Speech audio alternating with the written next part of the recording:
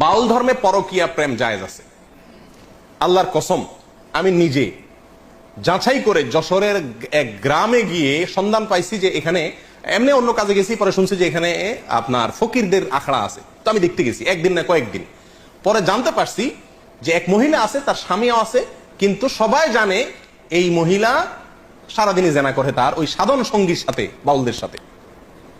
এবং কোন কোন মহিলার তো সংসার শেষ, আবার অনেক পুরুষও করে যারা বাউল। এটা তাদের ধর্মের গুরুত্বপূর্ণ কাজ, জেনা করা। সারাদিন জেনাটাই ইবাদত বাস।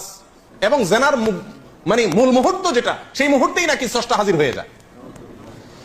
প্রিয়দিনী ভাইরা, বাউলরা মনে করে, আপনারা হয়তো অনেকে প্রথম শুনছেন, শুনে রাখেন, বাউলদের দৃষ্টিতে মানুষের শরীরের বিভিন্ন রোগ বালায় বারো হওয়ার জন্য একটা বিরাট বড় ওষুধ হলো মেয়েদের রস পান করা।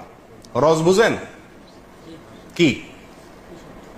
না, রজ বলতে দুইটা জিনিস। এক হলো কুমারী মেয়ের প্রথম মাসিকের রক্ত, আরেকটা হলো পুরুষদের যেরকম উত্তেজনার কারণে বীর্য বের হয়, মেয়েদের যে পদার্থটা আসে এটাকে রজ বলে।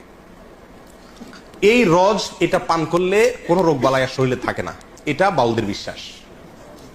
আরো শুনবেন, তারা বলে রোগ থেকে মুক্ত হওয়ার জন্য, বিভিন্ন রোগ থেকে, বড় বালা মুসিবত, অসুখ বিসুখ থেকে ভালো হওয়ার জন্য নিজের মুখ এবং মেয়েদের স্তনের দুধ পান করলে রোগ ভালো হয়।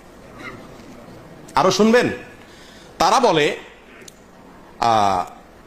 সমস্ত রোগ থেকে সর্বরোগের ঔষধ একসাথে যদি পাইতে চান তাহলে কি করতে হবে?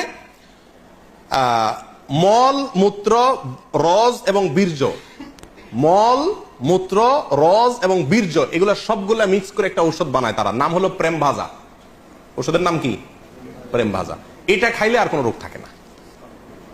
প্রিয়দিনী ভাইরা, আপনারা অনেকে হয়তো বলবেন যে এগুলা গল্প আর কি।